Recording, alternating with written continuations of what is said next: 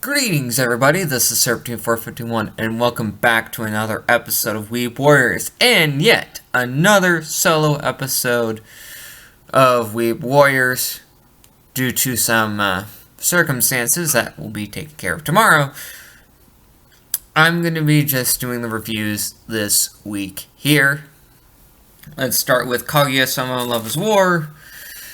Well, I'm just going to start by talking about the ending here. Shirogane won the election. He is the student council president once again, but he had a very lively debate against Ino, which led to her gaining her confidence because even though she's a straight-laced individual, she has stage fright and can't explain her ideas that well.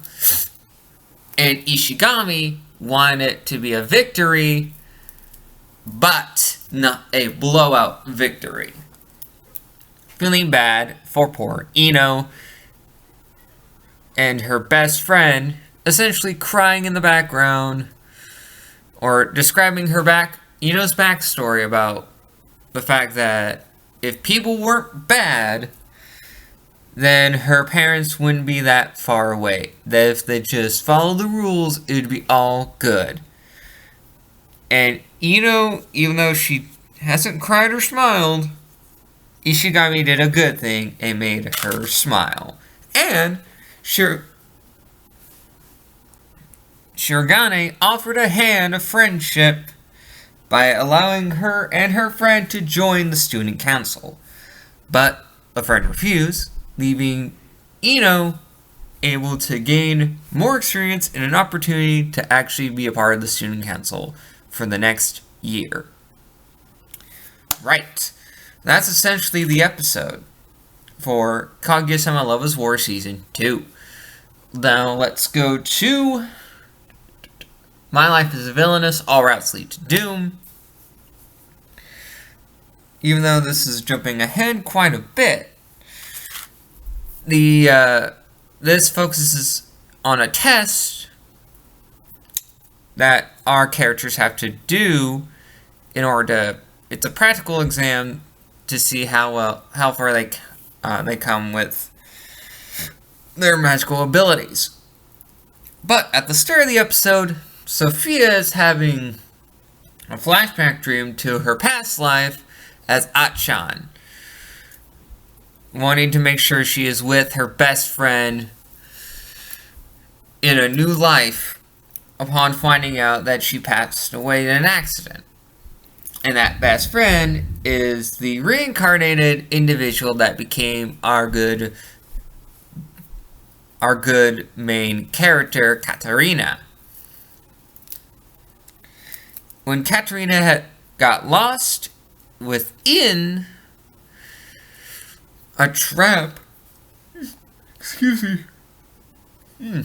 Sorry about that, folks. Anywho, at some point in the episode, she gets trapped. And due to some resourcefulness and finding the gem that they were initially looking for in the first damn place, Katarina survived with the help of our girl Sophia, who is like best girl material when it comes to like looking out for her friend and never wanting to lose sight of her ever again. And that's just beautiful. Now, this might have happened later on in the series, like in the light novel and whatnot. With where I'm reading in the manga right now, I have yet to see this development, and it makes me happy to see this development. Yeah, I really enjoy it. On top of that, we see more Mary's interaction with the other characters. Like, I am jealous that everyone else gets to be with Katarina, and I don't. Being this jealous bitch is great. Fucking hilarious. Anyway, let us go to our next show, Tower of God, where Dorsey and Anak's daughter have this major fight. Well, their fight ends, and we see Ho pretty much, is it Ko or Ho? I forgot. He is facing inadequacy issues when Bomb pretty much like, yeah, I'm gonna bitch smack you with magic. Like, really push forth. Because our boy, Lowry, Cocoon Man, he helped out Bomb with his Senzu abilities. Just to really expand them. All because he washed his pillow. That's all what happened. And now, the episode pretty much ends on a cliffhanger where they're playing a game of tag, and everyone's divided into different teams. And we meet a new instructor character who is a bit of a loudmouth, who is outwardly terrifying at the end of this episode. Because they made tracksuit into bait. It's hilarious. And finally, let's get into right near where shit went down. Oh my god. Okay, first things first. Claire ends her conversation with that one bitch. Yeah, heavily implying that she had a thing for Elena, but that's a thing.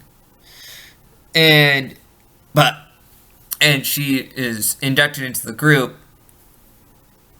We meet a dude named Yota who's trying to find a woman. And he hits on Claire a lot in this episode. And I do mean a lot. And that's minor stuff. That's small potatoes. The thing I want to talk about right quick here is that Shuichi and Chihiro get crushed like they're a fucking grape up against a kid named Subaru who had like this weird monster ability where his parents were like fucking conjoined Siamese twin like thing, and it's a fucking monster. Good God. Yeah, and you get to see monster nipples. It's fucking weird. It's scary. Yeah, baby boy Brian cannot watch this show. It's too fucked for him. Yeah, he was like, be going, what the fuck? Well, that's not the fucked thing. The fucked thing is that Shuichi and Chihiro in fucking blind rage synthesis they go through a metamorphosis and transform into this monster with two tails, and it kicks the shit out of Subaru's monster form, and it's like fucking wild. It was to the point where Elena had to like step in and tell Subaru like, yeah, you ain't dying here. We're fucking running. Let's get out of here. And after all that, Shuichi's like, let's execute these hoes. And Chihiro's like, no, we are gaining our consciousness, we are turning back to normal, and we are not a smushed grape. That was fucking sick and wild. Nasty, too. Good God, that was nasty. But let's actually do something rather different for the discussion this week. A lot of the shows this season actually came out with their dubs. Well, mostly the Crunchyroll ones. And shows that we're not currently reviewing, like The Eighth Son, Are You Kidding Me? Has its dub out too. And it's still good. It's a good show. Doesn't do anything outwardly different. Just great. and its dub is actually pretty damn good. Tower of God's dub is wonderful, and even though Jay had his reservations about Johnny Bosch being the voice of Bomb, it works. It honestly works. I will highly recommend watching both Tower of God subbed and dubbed. And My Life as a Villainess, its dub is actually pretty decent. I enjoy it. Granted, it's only the first episode that was dubbed, but still, it was rather enjoyable. I really enjoy some of this stuff that we got this season. And the dubs for these particular shows that I mentioned are actually pretty damn good too. Kaguya-sama might get a dub for the second season. It's not like 100% confirmed to my knowledge, but that is it. Also, let's not make clickbaity fucking articles, okay? We want a season 2 of Shield Hero, but do they really want to like alienate people who actually like and understand the dark nature of this show? It's not meant to be a revenge story. It's meant to be someone who is pretty much ostracized from the get-go because of religious indoctrination of the people. A certain sect of people. And it's someone who is so jaded and just detested at the start, really coming into her own being a hero. And in the source material, the heroes themselves do not work together all that well because the 3 other heroes are butt monkeys. Fucking butt monkeys. Let's get that straight. And the other otherworldly heroes, they're fucked too. They're fucking wild when you get into the nitty gritty in those brass fucking tacks. It needs to be dark. It needs to be a bit more serious. And if people don't like that, then don't watch the fucking show. If you watch for the waifus, that's fine. But you need to understand the source material. Okay?